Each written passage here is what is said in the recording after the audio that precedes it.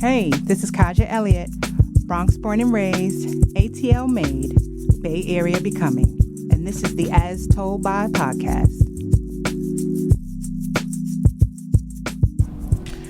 All right, we're back with this week's episode of the As Told By podcast, and I'm on location this week, y'all. I'm in DC, so I'm here at the time I'm recording this. This is the weekend of the Black Women in Food Summit, so I'm here in DC, and I am back at Bronze. So many of you might have seen some months ago, I had an opportunity to bring my work team here for a dinner, and I got to meet the owner of Bronze. And so I said, hey, can I come back and interview you for the podcast? And thankfully he said yes. So I'm talking today to Washington, D.C. native and 15-year hospitality visionary Keem Hughley, who's bringing 15 years of experience as an industry expert, most recently opening Bronze DC, a restaurant inspired by Afro-futurism that melds fantasy and gastronomy with the culture of the African diaspora. So welcome to the As Told By podcast. Yeah, thanks for coming back. Thank you for having me. Yes, I'm back here on H Street.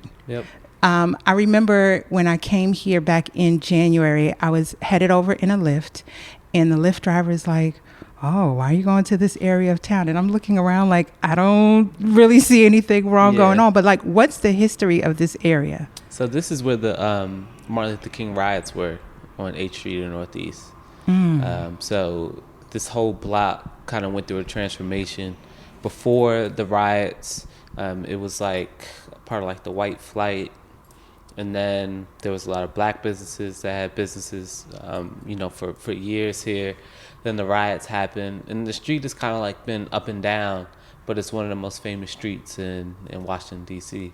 So now there are still a lot of black businesses on H Street, but we have our issues, but we also have the perception of our issues, which is probably worse than our actual issues, to where, you get in the Lyft and he's trying to take you somewhere else. So imagine trying to run the business, which is kind of like, sums up some of the problems that we deal with. But it's pretty good, though. It is. It looks good to me. Yeah. That reminds me of some of the issues we're having in Oakland right now. So that's an interesting perspective. For sure. Yeah. And I actually just met a brother from Oakland named Xavier, and he's doing, and it was so refreshing to talk to him because he was telling me about all the creative projects that are happening in Oakland and all the things that people are doing, rather than the conversation of like car break-ins and stuff like that, which are happening, in every major city in the U.S. at this moment. So it was very refreshing to hear his perspective on some of the good things. Yep. Lots of good things going on in Oakland and here as well. So I laughed on my way over here because I just happened to look down. I am in Jordan 1s. Yep. However, I know I'm in New Balance town. Yeah. What is this whole thing with New Balance in D.C.? I was making sure I had mine on, but I always have mine on. Yeah, New Balances are a part of our culture. DC was a very place where when you're from DC, you kind of move to your own tempo. And it was like that before the age of Instagram and MySpace or whatever social medias were. So we always wore New Balances, where people on the West Coast used to call them like hospital shoes. But it was like our style.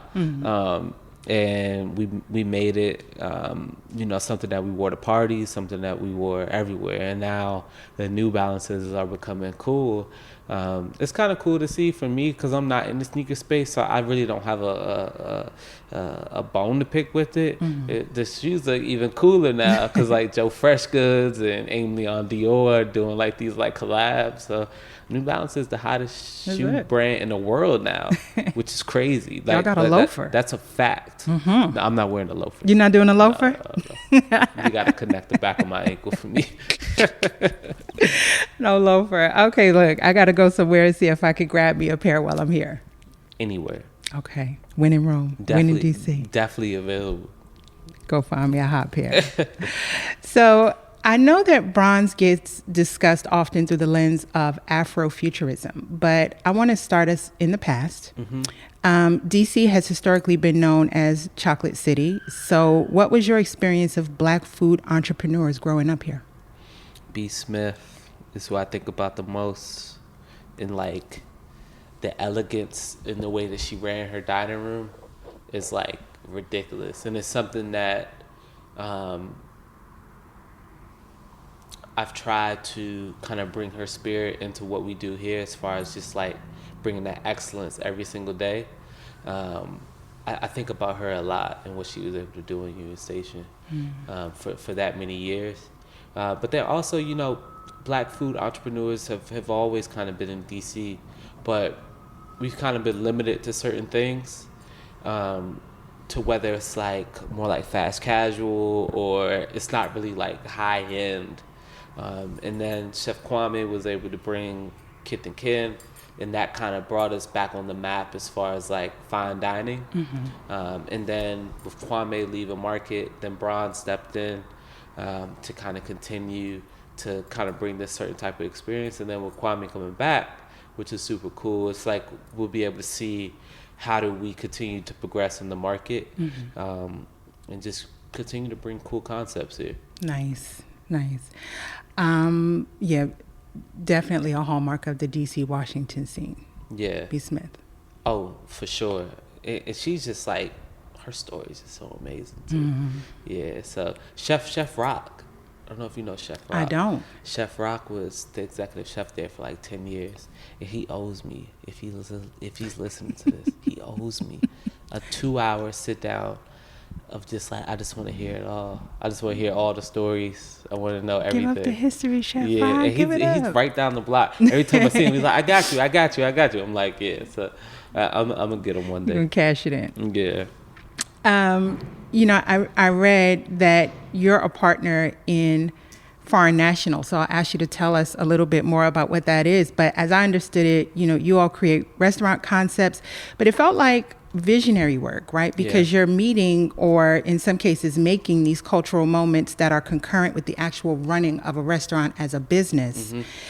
You know, with the restaurant industry being as precarious as it is, how are you merging those two things together? Yep. So Foreign National is in my culinary career is what I came up under. So that's Chef Eric's company, Foreign National. And that houses Makedo, brothers and sisters, spoken English. We were at the Line Hotel. And to me, that's like my Nike of like learning the ropes of the business. And then during the pandemic, I went and started my own thing, which is Bronze. And Bronze is only a year and a half, so you haven't really seen the full of what it encompasses. But this is definitely something that's charting into a new world, which we are focused on the Afro luxury experience, whether it be in DC or anywhere in the world. But I think with building Bronze, I thought about the idea during the pandemic, and when I thought about the idea, you couldn't even dine and like do this. Right. So I knew that the concept had to be have other verticals and other things.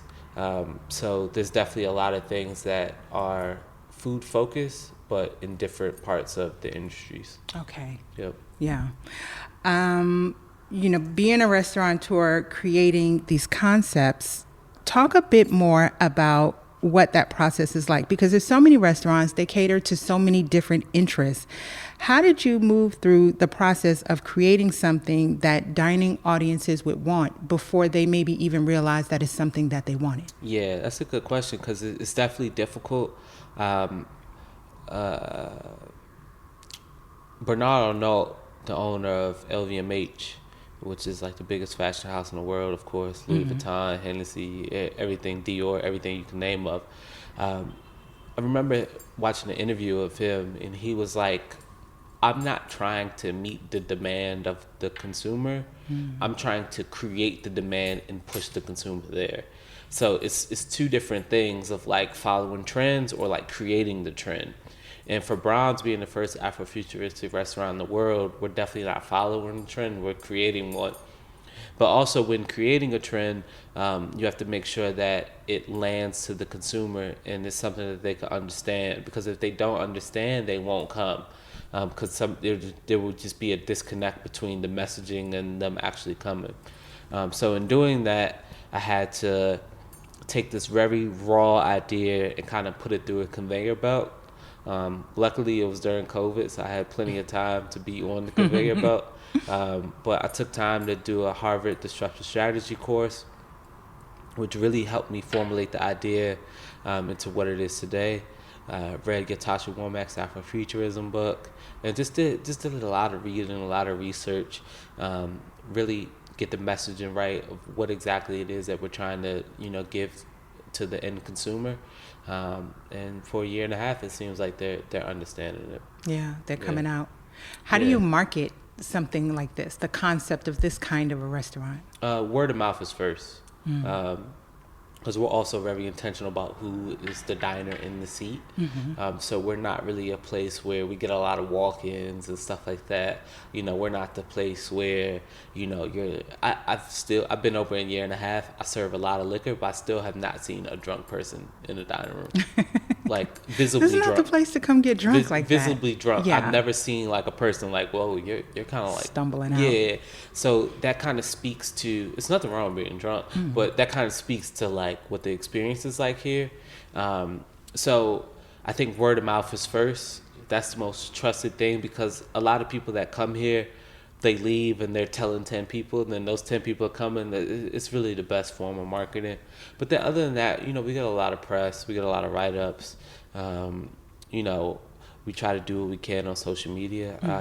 I'm kind of like a one-man Jamaican band at this point. So, I run the social media, so, it could be better. But, things Reels take time. Yeah. We have a team, but that kind of manages that. But still, it's difficult to do everything at a very high level. And we kind of created an aesthetic. So it's more important for us to be in line with the aesthetic rather than like put out 100 things, because people kind of know there's a bronze level for everything, and I more try to maintain that level than try to just flood the market. Sometimes at my detriment, because I'm not like putting something out every day, but when we do put it out, it's quality. Yeah. Yep. And people, I think that's one of the beautiful things about this whole advent of content creation in social media is people are doing that for you. Yeah. Yes. Oh, yeah. Because I don't even have a TikTok. Okay. So I don't know how to log on TikTok. So I'm still like lost on like, maybe in a couple months, it doesn't even matter because what's going on with TikTok, right? Yeah. So people come in and they're like, yo, you're going viral on TikTok. And I'm like, I don't even know how to check that. But yeah, we get a lot of love on TikTok. Shout out to all the TikTok creators. I think people are so like, I'm not doing that and stuff like that. And it's just like, for me, it's just like, I remember talking to my PR firm when we first opened, and I was like, switch the strategy. Let's start reaching out to the TikTok people and having them come in and facilitate their dinners and all those type of things, except for just like ignoring that in the room when these are the people that are putting butts in the seats. So it's like, let's reach out to them and treat them just the same way we would reach out to Vogue or something like that. Yeah. If they're getting, millions of views on their videos, in actual engagement on their videos too. So, when we first opened, we did a lot of reach out. It's always been very organic. Now it's more organic. But yeah, shout out to all the TikTokers. Come on, y'all. Yeah. Content creators. Yeah, for sure. Content creating is an interesting thing because, where it comes to food and restaurants, there's really none that I'm aware of, but there's limited data, right, to connect ROI, right, to, a content creator sharing your information. What does that really mean for a restaurant's bottom line? But what it ultimately means is that at least even if it's a one-time customer, someone coming in and being exposed to a concept. Yep. Yeah. I remember there was a TikToker named Zuwala. I'm going to give her a shout out. What up, Zuwala? Because she never DM'd us back after. But I remember one day I was just checking my Instagram and we were getting hundreds of followers at a time. And I was trying to figure out the source of why we were getting so many followers. And it's because she made this reel. and the reel went viral. And I reached out to her after. I'm like, yo, come get dinner or something. Like, thank you so much. And she never hit us back. And it was one of the best pieces of marketing we've had the whole time that we. I'm gonna go look that up. I want to see. Zuwala is for real. Zuwala did that. Come on now. To go back to the origin story, so Bronze, the concept of the restaurant is based around a character, Alonzo Bronze, and the story of a place, Bronze, as a futuristic place. And reading it, I thought, there needs to be like a Bronze resort. I'm like, this sounds like a resort concept. I would love to go. But I loved that the story and just the premise of Afro-futurism as it relates to the story lends a lot of agency and autonomy to people, you know, for whom those have been elusive concepts, globally speaking. And what is the connection as you see it between food and the creative liberation for Black people? Yeah, I mean, it's just my medium. So I think that it could happen in so many different industries and in creative ways. But for me, food is the way that I communicate. And more important than food being the way I communicate, building of dining room spaces is like the ultimate way that I communicate, of like bringing people here intentionally and having 2 hours of their time, and then they kind of go back into the world from there. So I think that it's important that when we do this, we do it in ways that the stories are authentic to who we are as human beings, not just as Black people. Like, who you are as an individual needs to be communicated, and you just happen to be Black and happen to be from, my family's from St. Croix, and being able to communicate that story without people controlling the narrative of that is what I hope for Black people and all people around the world to be able to be their authentic self is most important. That's why we use Afro-futurism as the medium to tell this story, because when we were originally opening and thinking about the concept, you know, people were like, oh, is it gonna be like soul food? Is it gonna be like, and I'm like, no, I mean, like, I don't even eat that stuff. Like, I eat it for like Thanksgiving, Christmas, but it's like, if it's like a Tuesday, I'm not eating soul food. Making a pan of mac and cheese. Like what? You know what I'm saying? And it's like, and is the expectation that I make a whole restaurant around that? And when we look at the origin of soul food, and we look at why we ate such a starchy meal, I mean, there's a story connected to that as far as like us being like well fed and strong for the activities that we were doing for free labor. And it's like, I'm in 2024 and I still need to be doing that same thing. That just didn't really make sense for me to communicate that as an art project to give to the world. Do I love soul food? Yes. Do I want to be the person that is the champion for it? No. Got it. Yep. I think, you know, there's some, I don't know if I want to call it relaxing or re-examining the relationship that we have to soul food in this very specific way. This came up a lot in the Bay with the opening of Burdell. Yep. Who brands which as just got nostalgic. James Beard finalist. James Beard finalist. Yeah. Yes. But there was so much conversation about this is not soul food. It's branded as soul food, but there's not really soul food. And it's like there are aspects. We have the very traditional definition, but there are aspects to what that means. I don't know if that means we are just at a place societally where we need to broaden that definition just a little bit, maybe. And just give people the space to create. I think is what's most important. It's like, it's his interpretation of what soul food is, and he kind of uses a play on the words of it, so you're not surprised when you come in. That's why I hate when search engines make us an African restaurant when we're not an African restaurant, because you create an expectation for the consumer and then you create a gray zone. I always say consumers and the person who's creating the concept, we live and die in the gray zone, and we die when there's a disconnect as far as the expectation to what's actually being given. And when you call us an African restaurant, you create a gray zone for the consumer. When you call Burdell just soul food restaurant and you take off the what does he call nostalgic? Yeah. If you take off the nostalgic part and just say soul food, you create a gray zone for him to where you come in, you want mac and cheese, you want fried chicken, you want, yams. Yeah. And he may be serving something completely different because it's his viewpoint.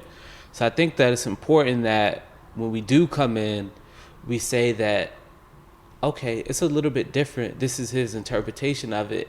If I really want soul food, I know where I can go and get that. Absolutely. And I'm going to a place that's not this place. So, like, we're out of that phase now in Bronx, thank God. But, like, somebody will come in and like, I want African food. I'm like, go to an African restaurant that serves traditionally African food at a very high level. I've never said I'm going to give that to you. So, let's not go to restaurants and say, I want it to taste like this. Yeah. And it's like, that's not really the space of the creative to like make it exactly how you want it to be. So yeah, shout out to Burdell, man. Yeah. I gotta Food go. Is excellent. I'm coming to Oakland. Come to Oakland. I'm coming to Napa. Okay. For a festival soon. Okay. And I'm gonna make a trip out of it, and I'm coming to Oakland, and I want to go to Oakland though. I want to go to the spots. If you need a curated list of recommendations, I'm going. I want to go to the spots because I feel like Oakland has such a importance in the culture for Black people. The movements that it's created, not only for Black people, but for all different types of movements, Asians, everybody. That I just want to come feel the land. Yeah, come out. Nah, I'm coming. It's like it's booked. Yeah, Oakland is. Coming. I'm a Bronx native. Went from the Bronx to Atlanta to it's almost 10 years now in the Bay Area, and I love Oakland. I really do. I'm glad to see it having a culinary moment. It's always been, to me, a city where you could find such eclectic food, but I think Oakland is really having a moment with a lot of culinary talent, particularly around Black food talent. So yeah, we love to have folks come out. No, for sure. Yes. Yep. In my research, I saw an interview where you talked about, in the story of Bronze, intentionally omitting like that struggle aspect for Black people. And is that because you were trying to tell a specific story around this food, or because you wanted diners to feel free to make their own correlations based on their experiences here? Yeah, so the struggle aspect is taken out, and there's still struggle in the 800 story of Alonzo Bronze. But the difference to us is there's no struggle based on the fact that you're a skin color and you're a different skin color than mine. And I'm oppressing you because of your skin color. Naturally, in every story of any living species in the world, there's struggle. Whether it's an animal or whatever. In humans, but for what they did to us because we were darker skinned than them is ridiculous. So in this story, we say we omit the transatlantic slave trade because I just don't see how the story of Alonzo Bronze can exist with the transatlantic slave trade at the same time. And in my story, I can have an eraser and just say, okay, let me erase that out. I'm really big into alternative history, and saying like, it's always just fun to me to think about alternative history. I kind of got the idea from listening to Malcolm Gladwell, how he kind of used revisionist history and he kind of like reimagines things. And so I wanted to do that with Alonzo Bronze. What it gives the diner is the opportunity to imagine what compounded freedom looks like. Not only for the Black diner, but also for the other diners that come in. Because just think about your experience going. It used to be a spot called Horse and Dickie's right here. Okay. Horse and Dickie's was like a famous fish shop, but it's crazy though. Like you come in, you get insults. There's a restaurant now that's their business model. Yeah, I don't know. Give you a hard time. Yeah, I don't know if you've seen this, but there's a restaurant now where they like insult you. But it's a part of their business model. No, I haven't heard. Yeah, you got to look it up on Google, whatever you do. But there's a restaurant that's their thing, and it's like a funny thing or whatever. Horse and Dickies was doing that before social media. Like, you come in, like, she like, what you want? And you like, she like, you like my little cousin? She right here. You think she cute? And I'm like, I just want some fish. But everybody used to go, and it was a thing. The reason I say that story is because Black people, we have to build this skin of being like, of like this outer skin of like, you can't touch me. Like, you can't, like, I'm not going to let you affect me at all. Mm-hmm. What you say, how you treat me. So we build this really thick skin.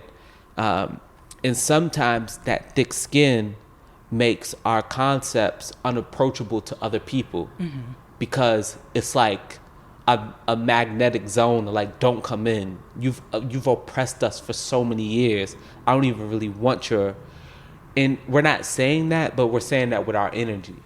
Okay. In the way that we treat people. Mm-hmm. So with Bronze, the reason I say that others can come here and feel completely comfortable, because in my story, you never oppressed me.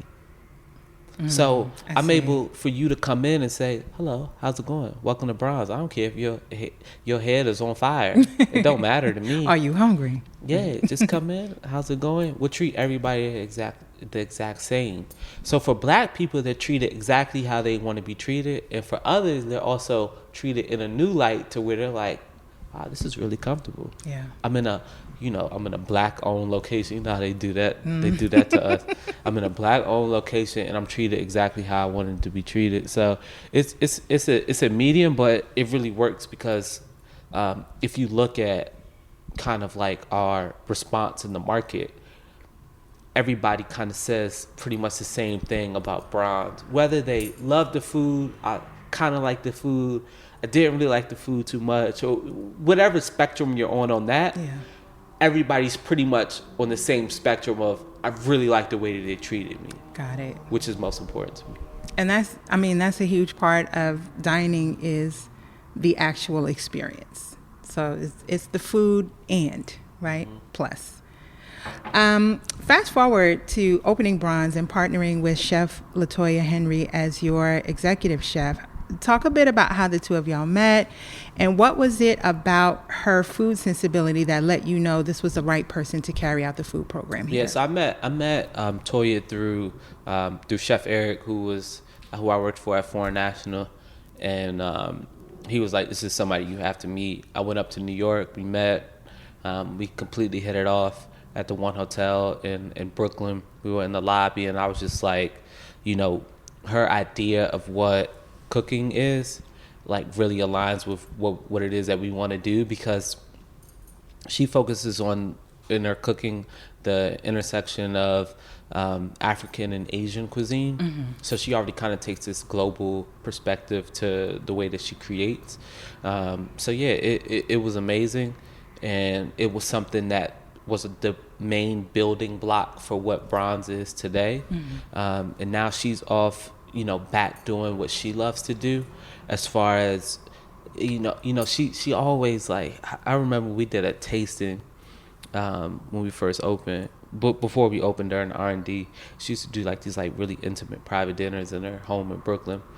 And I remember when we did that tasting, it was like the best experience in the world. It was like 6 people in a little like brownstone in Brooklyn. Mm-hmm. And she's like cooking in like this like very small kitchen, creating like restaurant quality meals and like a little stove and stuff like that. So I think, she kind of wants to get back into that, but her contributions to Bronze it's not possible without her contributions to Bronze. Yeah. Yeah. I've been to one of those dinners in Harlem. Like, you've been to one? Not one of hers, okay. but I was one of those like 6-person in a brownstone. Yeah, she calls it Pimento like dining series. But yeah, it's special. So yeah. Toya is one of the most talented just people in the culinary space, mm-hmm. period. As far as like the way that her mind works and the way that she creates. So yeah, we're really rooting for her with her next steps. Nice. I've mentioned that I had been here previously, so I was here for a work summit at the end of January and did a team dinner here, so I got to have the food, and it just seemed like there were a lot of techniques and ingredients from across the diaspora. The oxtail pappardelle was especially good. Those plantains, my coworker kept going, what is that in that little jar that came? She's like, what's in this jar? Yes. So really enjoyed the food here. And look, I'm in DC. I will be back. I will be back tomorrow night for food. But, big news. You are James Beard nominated for Best Chef in the Mid-Atlantic region. Yeah, for sure. Congratulations. Thank you so much. With your background, I'm sure you have options to create concepts in a lot of places. So what does it mean to you to receive this nomination for a concept in your hometown, for a concept that is such a representation of Blackness? Yeah, two blocks away from where I grew up. Really? Yeah, and my family still lives there to this day. Wow. 2 blocks away from my mother and father's house, 3 blocks away from my sister's house. I've done everything on this street. I grew up on this street. So that's why when people like bash H Street, I'm like, I've been here my whole life. Mm-hmm. So it's like, you all come, you go, whatever. Like I've been here for 33 years. Mm-hmm. My family's been here for 40 years. Like we ain't going nowhere. So I think it's important to show that we can create high level concepts in our neighborhoods that where we grew up, and we don't have to leave in order to do that. And for the street, the street was so proud, but I feel like the whole block got a James Beard nomination. Everybody, like all like the little listservs and stuff, everybody was like so excited. And we need that good press. It kind of talks about my conversation with Xavier out of Oakland, where it's like, let's change the narrative. 8th Street, James Beard nominated chef is on 8th Street. Great spot is across the street. Let's start talking about those things, except for like mental health issue things that are affecting all of our cities across the U.S., which needs to have a separate conversation. But there also needs to be a conversation about positive things, because there's so many businesses on 8th Street that are all in and keeping their storefronts clean and trying to do their best every single day. They cannot survive with you talking about only negative things. Yeah. There has to be some positive things. So I think James Beard was a recognition for 8th Street Northeast. That was something that I think the whole block kind of deserved. Coming down 8th Street, in my previous trip, but also today, there's such a variety of food businesses. Parklets, people are sitting outside. It's a sunny day. I'm just like, if I lived here, I'd be on 8th Street. From high to low, from Popeyes to Swedish restaurants to Mazzeria across the street. That's ran by like the deaf community, because Gallaudet is so close. Okay. So all the workers there are in the deaf community. So you got Maquetto. I mean, you got some of these spots on 8th Street, and more spots coming. So yeah. I think, we just kind of want to keep building this block up, keep it clean, be the new stewards of this block, and just see what's possible. And just kind of stay in the game. I think you're always just kind of waiting for lightning and striking the bottle, but you got to hold the bottle though. So I think that's what a lot of people on 8th Street are doing, where it's like, it's up and down, but we're still holding the bottle though. So we just waiting for the lightning to strike. I hear that. Yep. Hold that bottle. I will be at James Beard this year, so I'll see you in Chicago.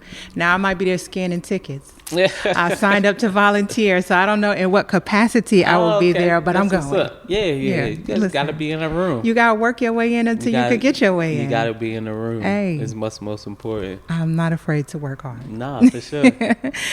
More than any time in history, Black people have so much agency around, what our future looks like. For some, it's economic. For others, it's community-based or it's artistic.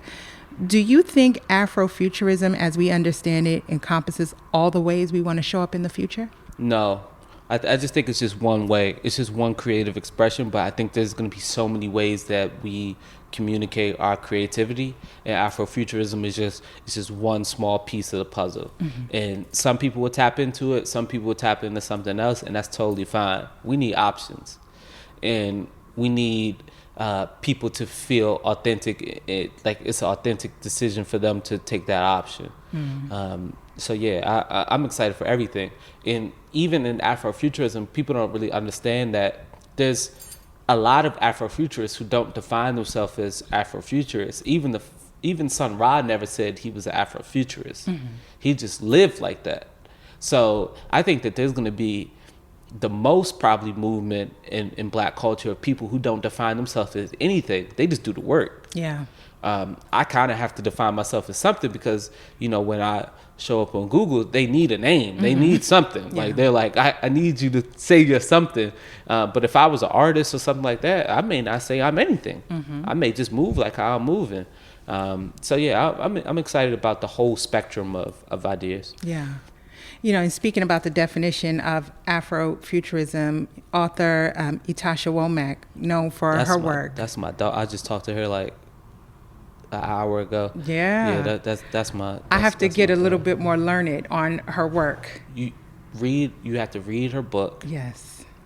You have to read her book because it will open your mind to things in ways that you never even knew. As a Black person, we can think like that. Okay. Sometimes we're always looking for the license of like, Black people were very timid because we've always had things to bump up against. White people move with that freedom. You ever seen a white person walk down the street and they just walk big down the street because nothing really impedes them on their sides. Yeah. Black people walk a little bit more like, just the way that we were raised and the way that our ancestors were raised as well. My father is 77 years old from the South, 78 years old from Alabama. So he grew up in Jim Crow South and all those type of things.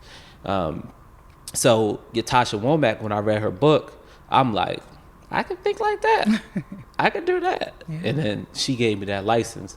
So yeah, that's like my sister though. It's so surreal because like, when I read her book, she's so far, she's like a superhero to me. And now we're like that's my homie. She texts me in the morning like, "Good morning, you good?" And I'm like, "Yeah, I'm straight." Like, it is still crazy. Like, yes, that's you got your heroes on text. What? Yeah. I mean, like her mother came to the restaurant. Her mother and her stepfather came to the restaurant, and they had an absolute amazing time. So we're actually going to be doing something. They're based out of Chicago. Okay. We're going to be doing something in Chicago in the summer. And I'm mainly doing it because, like, her mother, like, every week always asks Ytasha, like, can we go back to Bronze? Or I wish we was at Bronze. So I'm gonna come to them in the summer. You're a fan favorite now. Yeah. Yeah. She defines in her work Afrofuturism as the intersection of imagination, technology, the future, and liberation. Yep. What do you imagine Black foodways will look like in the next 20 years? In the next 20 years, I think that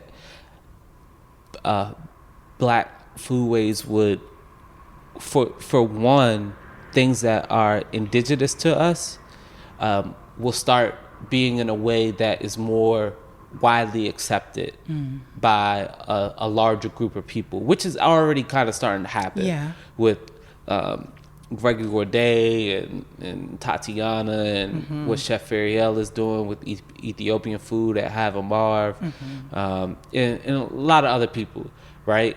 But I just think that that's going to start happening on scale at all different levels.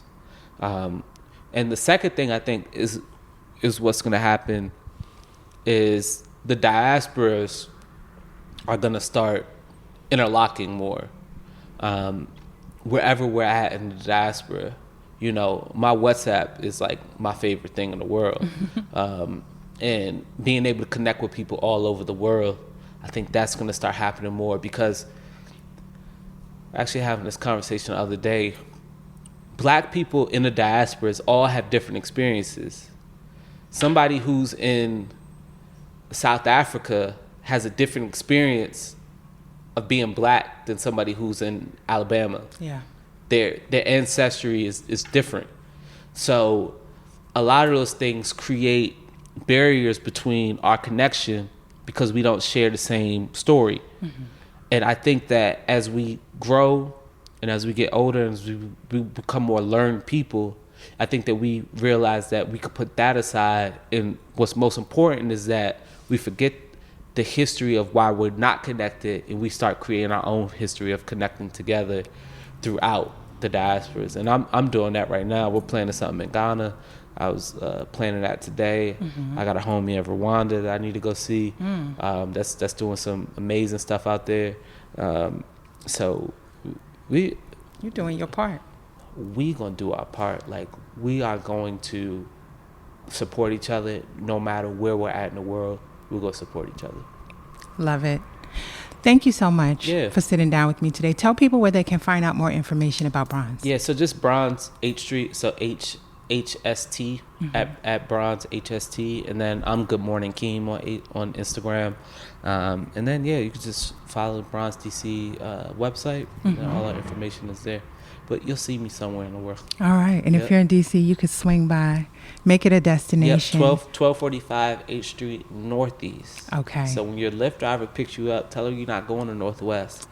I'm going to Northeast. You know, my Lyft driver asked me that on the way here, and I'm like, I don't know. I'm here visiting. Yeah, he's like, is it Northeast or Northwest? Tell him I'm going to Northeast. Okay. Tell him take me to the side that nobody wants to go to. All right.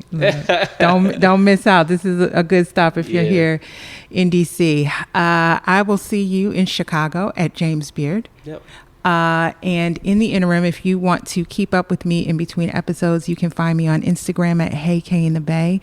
That is this week's episode of the As Told By podcast from H Street in DC. I will see y'all on the next episode. Peace. Bye.